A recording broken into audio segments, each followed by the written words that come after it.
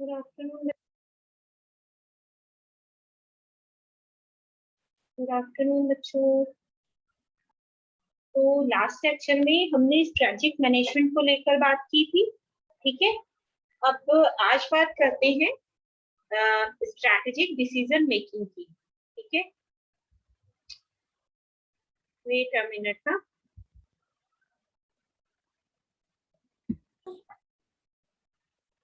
Strategic decision making के का कोई टॉपिक कंप्लीट किया था? एक्चुअली मैं याद नहीं पड़ रहा, इसीलिए आप लोगों से पूछ रहे हैं। फाइन, तुम लोग तो बोलोगे नहीं। स्ट्रेटेजिक डिसीजन मेकिंग से ही बात करते हैं, ठीक है। सबसे पहले स्ट्रेटेजिक मैनेजमेंट क्या होता है ये जान लिया, स्ट्रेटेजी क्या होती है ये भी पता लग गया।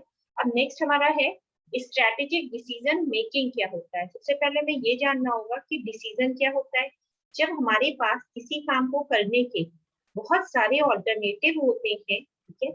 जब when we have more than lots of alternatives to do any work, then we will choose among all of them one, ठीक है। तो ये जो हम सिलेक्शन प्रोसेस होती है यही हमारा डिसीजन मेकिंग कहलाता है। स्ट्रेटेजिक डिसीजन मेकिंग की अगर हम बात करें तो हमारे वो अल्टरनेटिव्स होते हैं जिन पर बेसिकली ये कह सकते हैं हमारी ऑर्गेनाइजेशन की सक्सेस कहीं ना कहीं डिपेंड करती है। इसलिए क्योंकि हम स्ट्रेटेजिक डिसीजन मेकिंग जो भी हम डिसीजन ले रहे हैं वो रिलेटेड टू एनी स्ट्रेटेजी होगा, और वो स्ट्रेटेजी अगर हमारे ऑर्गेनाइजेशन में सक्सेसफुली फॉर्मुलेशन के साथ साथ इम्प्लीमेंट हो गई, उसी केस में हमारा ऑर्गेनाइजेशन सक्सेसफुल हो पाएगा, आगे बढ़ पाएगा, प्रॉपर वे में प्रॉफिट अर्न कर पाएगा, प्रॉफिटेबिलिटी उसकी इंक्रीज होगी, ठीक है। तो बेसिकली अगर हम कहें तो डिसीजन मेकिंग वो सिलेक्शन है किसका, to based on some criteria from two or more possible alternatives। जो भी हमारे पास पॉसिबल ऑल्टरनेटिव्स अवेलेबल हैं उनमें से जो हम सेलेक्ट करते हैं या अकॉर्डिंग टू आवर रिक्वायरमेंट वो हमारे स्ट्रेटेजिक डिसीजन मेकिंग होती है। अब बात करते हैं कैरेक्टरिस्टिक नेचर या फीचर की, ठीक है। क्या कैरेक्टरिस्टिक हो सकती है? सबसे पहली है affects long term direction. Obvious सी बात है, कोई भी स्ट्रेटजी हम बनाते हैं तो हम लॉन्ग टर्म टाइम पीरियड के लिए बनाते हैं। तो जो भी हम स्ट्रेटेजिक डिसीजन मेकिंग ले रहे हैं, जो भी हम डिसीजन मेकिंग कर रहे हैं वो हमारे लॉन्ग टर्म टाइम पीरियड पे अफेक्ट होगी, ठीक है, हमारे ऑर्गेनाइजेशन को। Concern with the scope of an organisation activities. हम जो भी डिसीजन ले रहे हैं वो किस वजह से ले रहे हैं, जो एक्टिविटी कंडक्ट होनी है हमारी ऑर्गेनाइजेशन में उससे रिलेटेड। तो क्या होता है, जो भी स्ट्रेटेजिक डिसीजंस होते हैं ओवरऑल ये कहाँ यूज होते हैं, ऑर्गेनाइजेशन की एक्टिविटी पर ही, ठीक है। नेक्स्ट है issue of scope of activity is fundamental to strategic decision. किसी भी फर्म में या किसी भी ऑर्गेनाइजेशन में बहुत सारी यूनिट्स या बहुत सारे डिवीजन रन कर रहे होते हैं, ठीक है। अब हर एक जितने भी हमारे ये डिवीजन रन कर रहे होते हैं, हर एक डिवीजन में अलग अलग काम होता है, ठीक है। तो जो भी ये काम होते हैं उसमें हर एक डिवीजन में अलग अलग एक्टिविटीज भी शामिल होती हैं। तो इसी एक्टिविटी के अकॉर्डिंग ही हमारे जो डिसीजन होते हैं वो उसी हिसाब से हम अपने डिसीजन को इम्प्लीमेंट करते हैं। तो क्या होता है कि जो भी डिसीजन जिस भी एक्टिविटी के लिए लिए जाते हैं तो उस ऑर्गेनाइजेशन में जो भी यूनिट है वो जो डिवीजन है ये उसी ये वो डिवीजन ही होल सोल रिस्पॉन्सिबल होते हैं किस लिए, उस डिसीजन को लेकर, ठीक है। क्यों? सपोज मान लो किसी ऑर्गेनाइजेशन में परचेज डिपार्टमेंट से सारे डिपार्टमेंट है, ठीक है। स्ट्रेटजीज भी फॉर्मेट की गई हैं, फॉर्मेशन हुआ स्ट्रेटजीज का, अलग अलग डिपार्टमेंट में अलग अलग तरीके की स्ट्रेटजी, ठीक है। तो अब जो भी स्ट्रेटजीज का फॉर्मुलेशन हुआ है, अब उन फॉर्मुलेटेड स्ट्रेटजीज इसके अकॉर्डिंग इम्प्लीमेंट की जाएंगी। जैसी जो सपोज फाइनेंस डिपार्टमेंट के लिए फंड से रिलेटेड जो भी जरूरी होंगी वो यूज होंगी, ठीक है। तो जो स्ट्रेटजीज डिपार्टमेंटल लेवल पर जब इम्प्लीमेंट की जाती हैं उन डिसीजंस का क्या इफेक्ट आता है, कहाँ आता है, जो भी किस पर आता है इम्पैक्ट, बोलो, फर्म पर भाई। फर्म की जिस भी डिवीजन ने जैसा भी डिसीजन लिया है अपनी फर्म के रिगार्डिंग, तो सॉरी अपनी उस पर्टिकुलर या रिलेटेड डिवीजन के रिगार्डिंग, तो वो डिवीजन ही सोली रिस्पॉन्सिबल होगी उनके यहाँ जो भी उसके कॉन्सिक्वेंसेस निकल के सामने आएंगे, ठीक है। नेक्स्ट है matching the activities of organisation. Previous point से ही रिलेटेड है ये पॉइंट भी। मैचिंग द एक्टिविटीज कैसे, हमारी जो एक्टिविटी हो रही है उससे ही रिलेटेड हम क्या करते हैं, डिसीजन लेते हैं, ठीक है, और उसी के अकॉर्डिंग ही डिसीजन को हम इम्प्लीमेंट करते हैं, ठीक।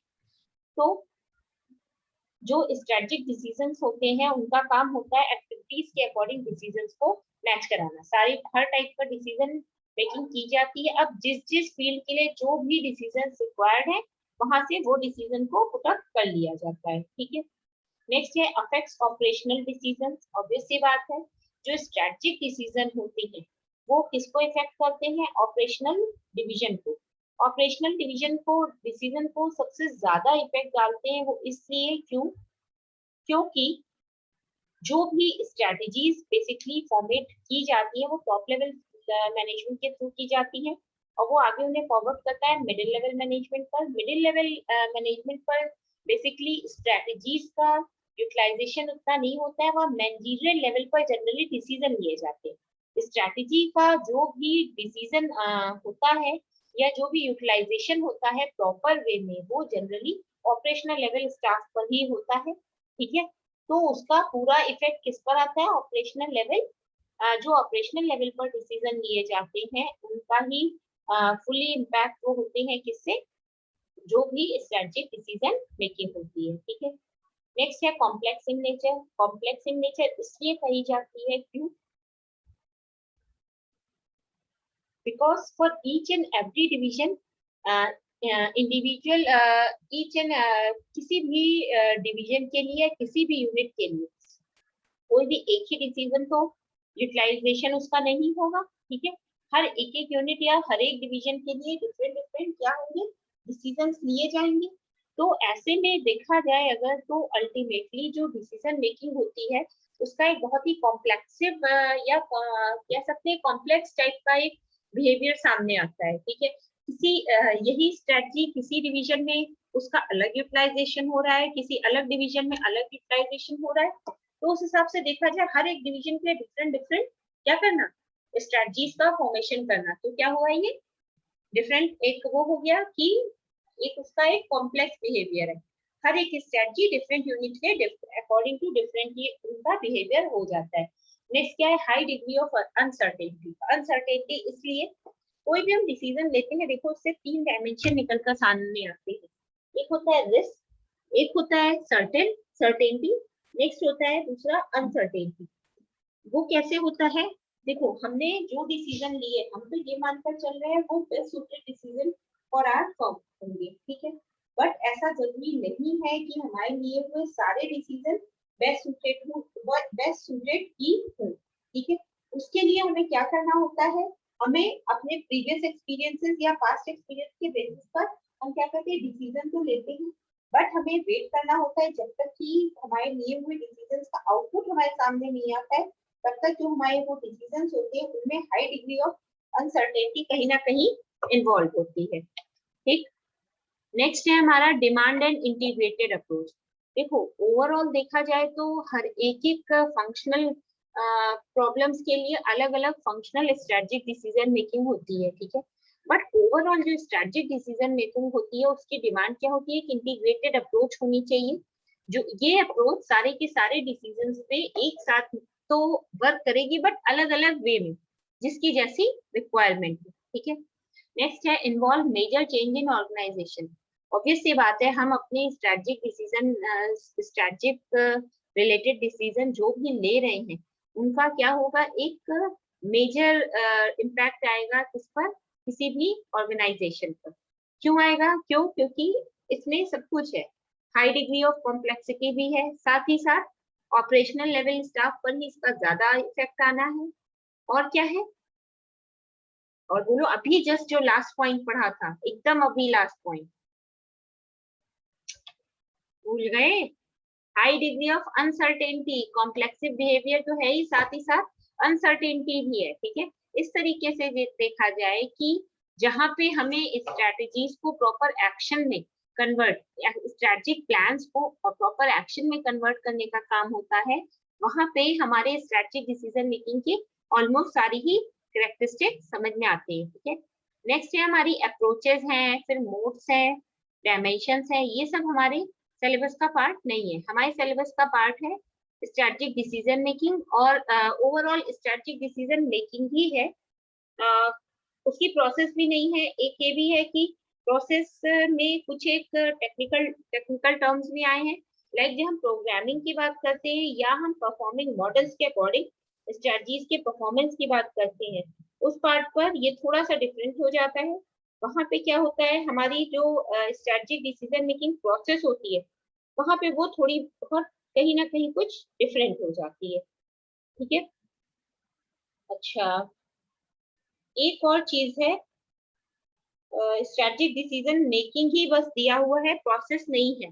ठीक है, तो स्ट्रैटेजिक डिसीजन मेकिंग की नीड, इंपॉर्टेंस, फीचर्स, ये सब सफिशिएंट है, प्रोसेस हम लोग नहीं पढ़ेंगे। ठीक है, नेक्स्ट जो इसके बाद का हमारा टॉपिक है, वो एक तुम लोग खुद से पढ़ना, वो पूरा थ्योरेटिकल टॉपिक है, उसमें एक्सप्लेनेशन का कुछ भी नहीं है।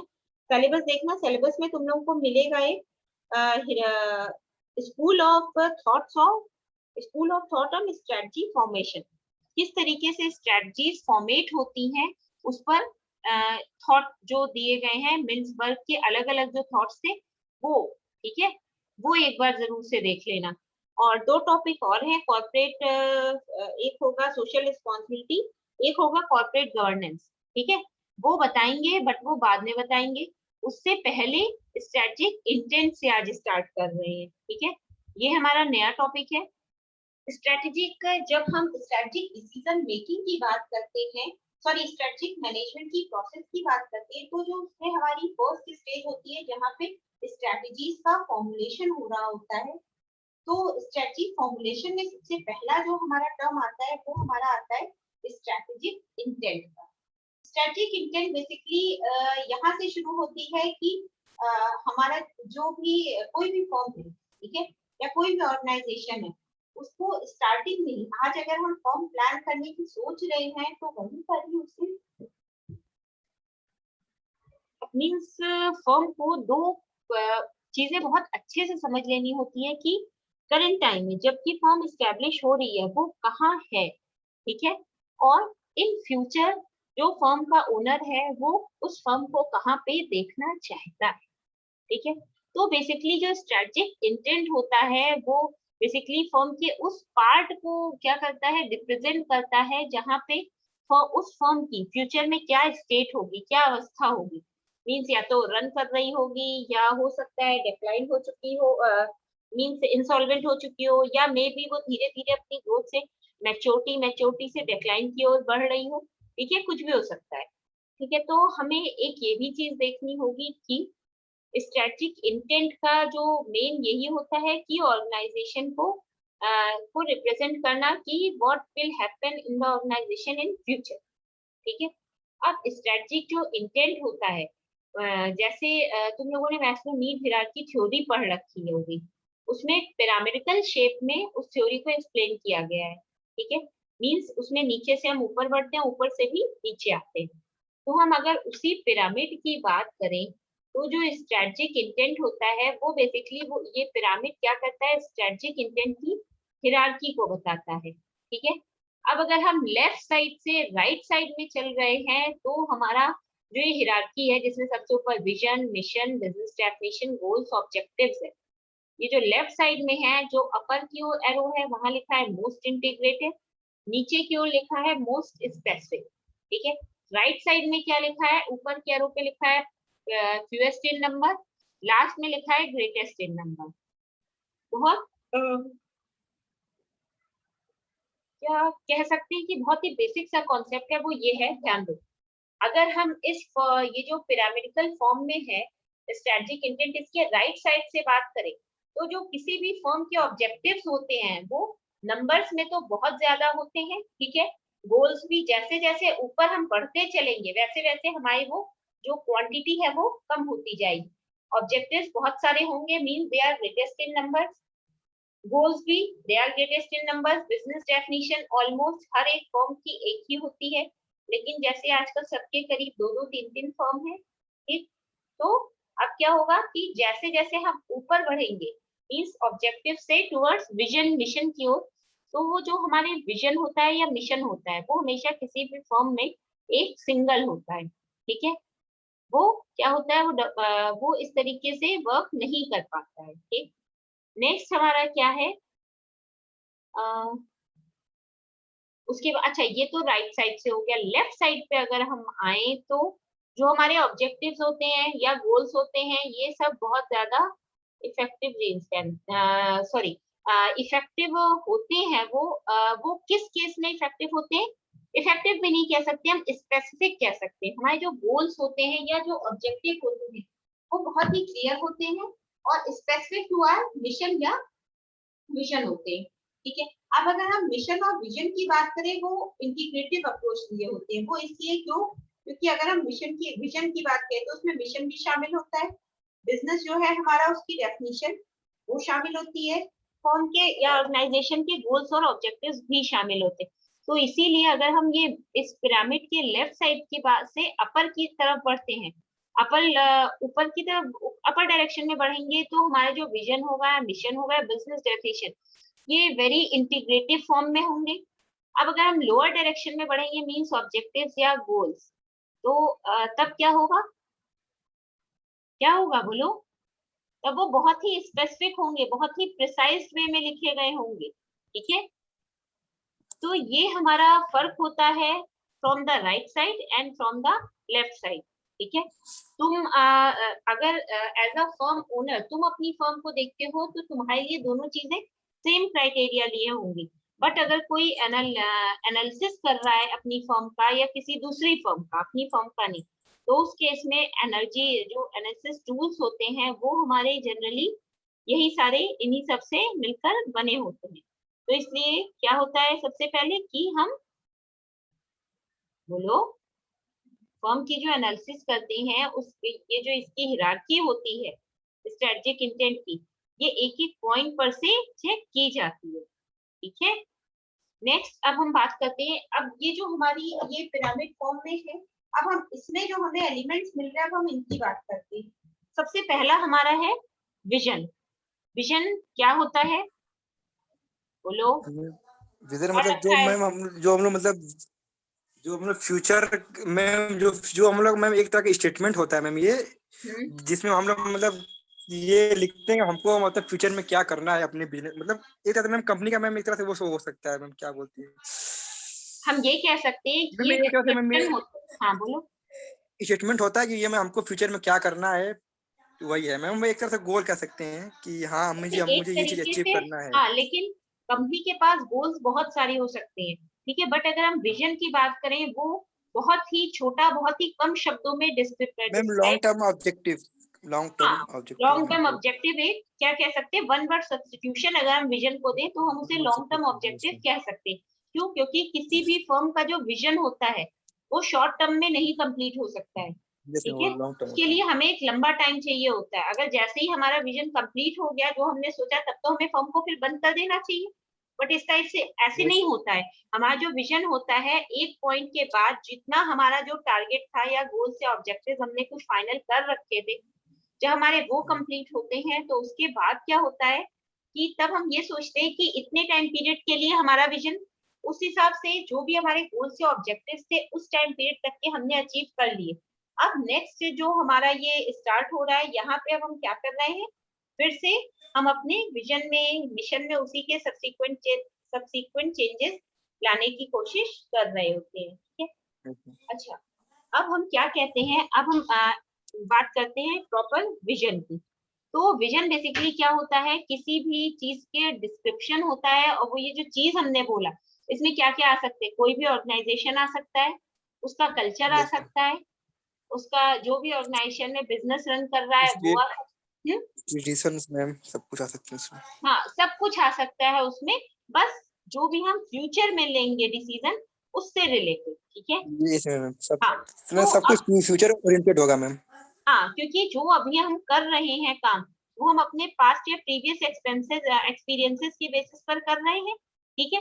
तो उसका जो इम्पैक्ट आएगा वो कहाँ हमें देखने को मिलेगा, फ्यूचर में ही तो मिलेगा, ठीक है। तो अब हम बात करते हैं विजन के नेचर, फीचर या ऑब्जेक्टिव की। फीचर्स क्या क्या हो सकते हैं, मेंटल एक्सरसाइज बहुत ही जरूरी चीज है। हम कोई भी अगर हमारी फर्म है वहां हमें उसे क्या गिफ्ट देना है, ठीक है।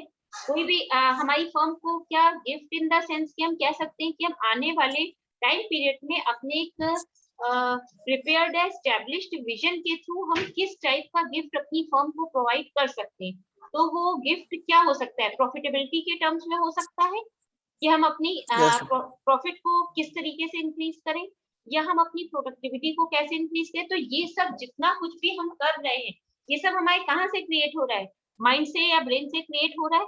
तो अगर ऐसा देखा जाए तो जो भी हमारा ये विजन है या मिशन है, और या ये जो तुम अभी मिशन स्टेटमेंट की बात कर रहे थे हम लोग, या विजन स्टेटमेंट की, ये सब कुछ हमारा ब्रेन से निकल कर आ रहा है। तो क्या है, ये मेंटल एक्सरसाइज है, ठीक है। नेक्स्ट हमारा क्या देखना, याद रखना, फीचर, नेचर, कैरेक्टरिस्टिक सब एक ही चीज होती है, ठीक है। नेक्स्ट है सिलेक्ट द टारगेट मार्केट। हमें अपने विजन को सेट करने के लिए सबसे पहले जो भी हमारी फर्म से रिलेटेड है, ठीक है, जो भी इन द सेंस की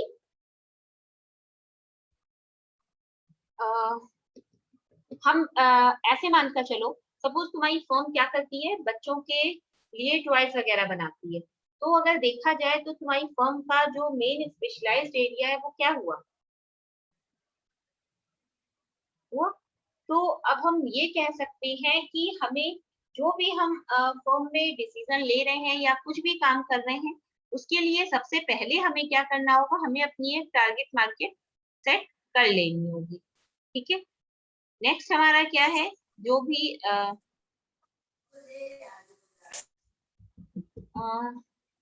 ऐसे कह सकते हैं कि कोई भी काम अगर हमें अपनी फर्म में करना होता है तो हम उसी काम के अकॉर्डिंग हम अपना एक टारगेट मार्केट चूज कर लेते हैं, ठीक है। और उसी के अकॉर्डिंग ही हम अपनी आगे की स्ट्रेटजीज को इम्प्लीमेंट करते जाते हैं, ठीक है। अब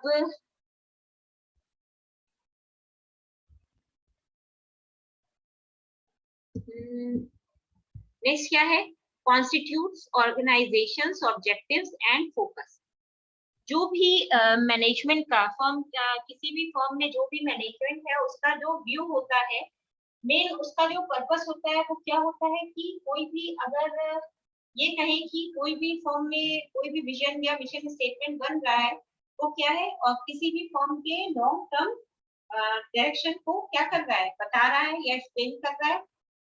कैसे एक्सप्लेन कर रहा है, क्यों, क्योंकि overall ultimately in the future आज जो हम ऑब्जेक्टिव्स लेकर चल रहे हैं वो कल को उन्हीं ऑब्जेक्टिव्स के थ्रू हमारी सारी चीजें क्या होंगी, क्या होंगी, उसी के अकॉर्डिंग ही डेवलप होंगी। जैसा हमने प्लान कर रहे हैं, जिस जिस चीज के थ्रू हम प्लान कर रहे हैं वो सारी चीजें कहीं ना कहीं हम भी रख ही रहे हैं।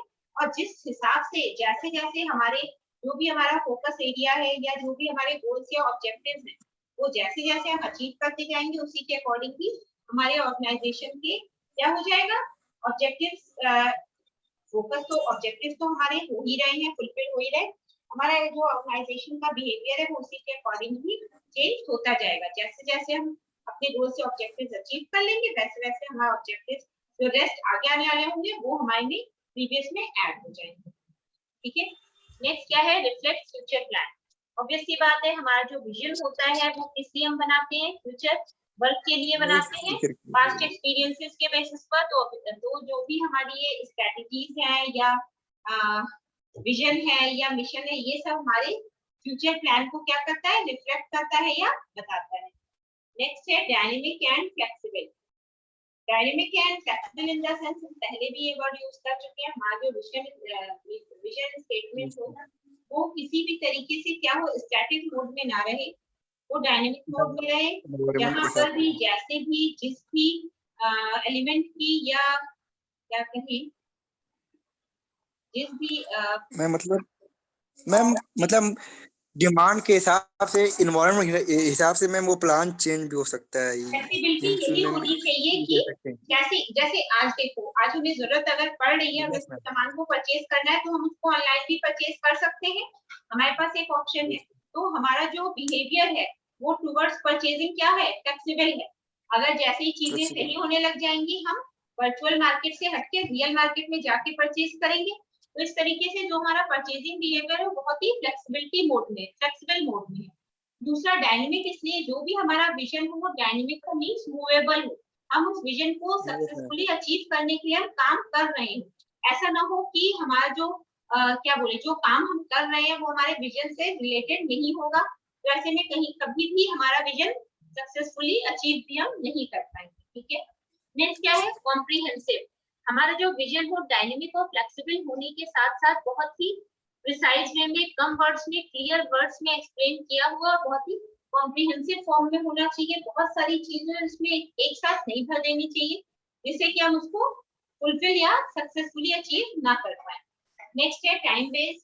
टाइम बेस्ड इसलिए क्योंकि जो भी हमारा विजन स्टेटमेंट है वो क्या है, फ्यूचर प्लानिंग के बेसिस पर बन रहा है, पास्ट में जो पास्ट एक्सपीरियंस के बेसिस पर फ्यूचर टाइम पीरियड के बन रहा है। तो ऑब्वियस सी बात है, इसमें हमें टाइम बाउंड भी होना पड़ेगा कि कुछ सर्टेन, कुछ गोल्स या ऑब्जेक्टिव्स को हमें एक गिवन टाइम के अंदर ही अंदर कंप्लीट कर लेना है या अचीव कर लेना है।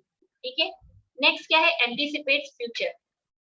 अभी ऊपर एक पॉइंट पढ़ा था हम लोगों ने कि जो विजन होता है वो फ्यूचर प्लानिंग को क्या करता है, रिवील करता है या बताता है।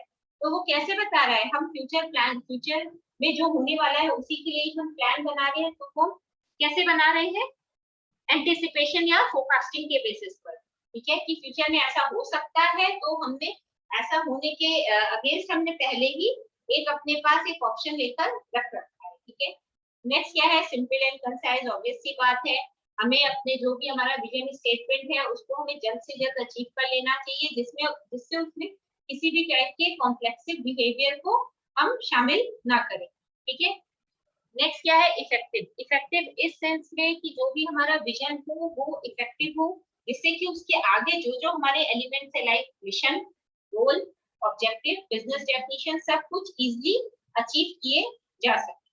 ठीक है, और भी पॉइंट्स है, लाइक परवेसिव है, वेल डिफाइंड है, ऑब्जेक्टिव है। तो ये सब बेसिक से पॉइंट्स हैं जिनको एक्सप्लेन करके हम क्या कर सकते हैं, क्या कर सकते हैं, बोला तो करो बच्चों। मैम इसको मैम करके अचीव कर सकते हैं मैम, अपने विजन को सक्सेसफुली अचीव कर सकते हैं। ठीक है, अब हम बात करते हैं विजन के फॉर्मुलेशन के प्रोसेस की, कि किस तरीके से हम अपने विजन को फॉर्मुलेट करते हैं, उसकी कुछ प्रोसेस होती होगी। 7 स्टेप की हमारी ये प्रोसेस है। इसमें सबसे पहला हमारा स्टेप है अंडरस्टैंड द ऑर्गेनाइजेशन। सबसे पहले हमें ये समझना होगा, हमने प्लान बना लिया कि हमें एक ऑर्गेनाइजेशन का सेटअप करना है, सब कुछ फाइनल हो गया।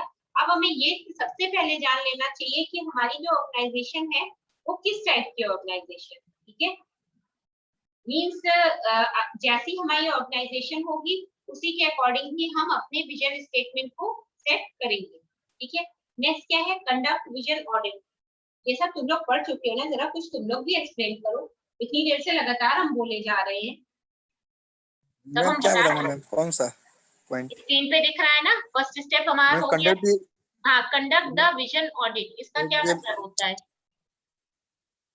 ये मैं हमने जो विजन बनाया है उसको मैम चेक करना है, वो मतलब हमारे जो फॉर्म है उसके अकॉर्डिंग है या फिर नहीं है, तो मैम ऐसे कुछ होगा। और साथ ही साथ इसमें हम मेन क्या करते हैं, हमें सबसे पहले क्या करना होता है, असेसमेंट करना होता है कि करंट टाइम में हमारी फर्म के पास क्या क्या रिसोर्सेज हैं और उनके किस तरीके का मोमेंटम मींस मूवेबिलिटी जिसे हम कहते हैं, किस तरीके की मूवेबिलिटी हो रही है ऑर्गेनाइजेशन में, और क्या इन जो भी हमारी करंट सोर्सेज हैं इनसे हम कुछ अचीव कर पा रहे हैं। तो इस सब के लिए हम क्या करते हैं, ऑडिट अरेंज करते हैं, कंडक्ट करते हैं। उस ऑडिट में बेसिकली हमें ये देखना होता है कि ऑर्गेनाइजेशन में जो भी स्ट्रेटजीज इंप्लीमेंट हो रही है या फॉर्मुलेट भी हो रही है, वो सब प्रॉपर तरीके से एक एक जहां भी जिस भी क्या बोल सकते हैं, जिस भी पॉलिसीज की या रिसोर्सेज का रिक्रूटमेंट है वहां पर ही उनका प्रॉपर एलोकेशन। ठीक है, नेक्स्ट है हमारा नेक्स्ट स्टेप है टारगेट विजन। टारगेट विजन में हम क्या करते हैं कि जो हमारे दिमाग में हमारी फर्म को लेकर क्वेश्चंस आ रहे हैं कि इन फ्यूचर कहीं हमारी फर्म को लॉस तो नहीं होगा, इन केस अगर लॉस हो जाता है टेम्परेरी बेसिस पर ही होता है तो उसको हम रिकूप कैसे करेंगे। ठीक है, अगर इस टाइप के जितने भी क्वेश्चंस होते हैं, जो भी हमारे विजन से रिलेटेड सवाल आ रहे हैं, ये सब हमारे टारगेट द विजन में आएंगे। हमने अपने विजन को टारगेट किया है और हमारे पास क्या है, नहीं इतना ही लेकर चलो कि हमने अपने विजन को टारगेट करके चल रहे हैं कि किस तरीके से हमें उसे सक्सेसफुली अचीव करना है और कौन कौन से कंस्ट्रेंट ऐसे हैं जो हमें हमारे विजन को अचीव करने में बीच में क्या करते हैं, ऑब्स्टेकल क्रिएट करते हैं। ठीक है, नेक्स्ट हमारा है see the context. See the context mean हमें अपने विजन को अचीव करने में किन किन जो कंटेंट लगे मैं उसको मैम देखना। हाँ, जिन जिन कंस्ट्रेंट्स की, या तो जो कंस्ट्रेंट्स बीच में ऑब्स्टेकल ला रहे हैं वो सारी चीजें, या किन किन डायमेंशंस की जरूरत पड़ सकती है, उन सबका क्या हुआ मैम एक तरह से मैम पूरा प्लान कंटेंट्स होता है मैम, हमको क्या करना है कैसे करना है उसमें मैं सब कुछ पूरा मैम हर चीज मैम हाँ, अगर हमें करते हैं मैम। हाँ, अगर हम एक बुक लिख रहे होते हैं तो सबसे पहले हमें पता है, हमें ये सबसे पहले क्या सोचना होता है कि हम किस सब्जेक्ट की बुक लिखना है। ठीक है, अब हमने ये देख लिया ये हमारा सब्जेक्ट है, उसमें कौन कौन से टॉपिक्स आने चाहिए, तो सबसे पहले हम वो कहीं एक रफ लेआउट बना लेते हैं, उसके बाद फाइनली हम एक एक टॉपिक पर बात करते हैं। तो यही काम होता है कि विजन से रिलेटेड जितने भी एस्पेक्ट्स या डायमेंशंस या क्राइटेरिया हमारे सामने आ रहे हैं, हमें उन सबको एक तरफ से क्या करना है, देख लेना है, दिमाग में रख लेना, उसी के अकॉर्डिंग ही हम हमें उस विजन को अचीव करने में इस सारे डायमेंशंस को यूज करना है। ठीक है, नेक्स्ट है हमारा develop future scenario. Next step है डेवलप फ्यूचर सिनेरियो मींस अब हमने जब इतना सब काम कर लिया, जो भी प्रॉब्लम्स आ रही थी उनको भी ओवरकम उनसे कर गए, अब हम क्या करेंगे, अपने फ्यूचर टाइम पीरियड के लिए विजन से रिलेटेड एक सिनेरियो डेवलप करेंगे। उस सिनेरियो में क्या होना चाहिए कि हमारे पास जो जो अल्टरनेटिव्स हैं, अवेलेबल अल्टरनेटिव्स, हम उनको भी शामिल करें। उन अल्टरनेटिव्स में से जो हमारे लिए रिक्वायर्ड है हम उनको चूज कैसे करें, मींस हमें क्या क्या काम करना है इन द फ्यूचर, उसको हमें रफ लेआउट ड्रॉ करें। नेक्स्ट क्या है, जनरेट अल्टरनेटिव विजन। जब हमने वो सारे काम जो कुछ भी करने हैं हमने उसका एक क्या किया, रफ लेआउट ड्रॉ कर लिया। अब हमें उसमें से ये चूज करना है कि कौन कौन से एक विजन को हमने सेटअप किया है, हमारे पास कौन कौन से अल्टरनेटिव विजन भी अवेलेबल हैं। ठीक है, अब जब हमने सारे अल्टरनेटिव जितने भी अवेलेबल थे उनका इवैल्यूएशन स्टार्ट किया, उन सबके इवैल्यूएशन से जो भी best suited for our form होगा उसको हम सक्सेसफुली चूज कर लेंगे और वही हमारा फाइनल विजन बन जाएगा। क्लियर है? क्लियर है बच्चों? Yes ma'am. ओके, तो आज के लिए इतना ही करें, काफी है ना? ठीक है, यस मैम। ओके, तो जितना बताया है सब गूगल क्लासरूम पे सारे नोट्स अवेलेबल हैं, एक बार प्लीज रिवाइज जरूर से करना। ठीक है, ओके, चलो बच्चों अब हम क्लास फाइंड अप कर रहे हैं। थैंक यू, और अटेंडेंस पोस्ट कर देना। ठीक।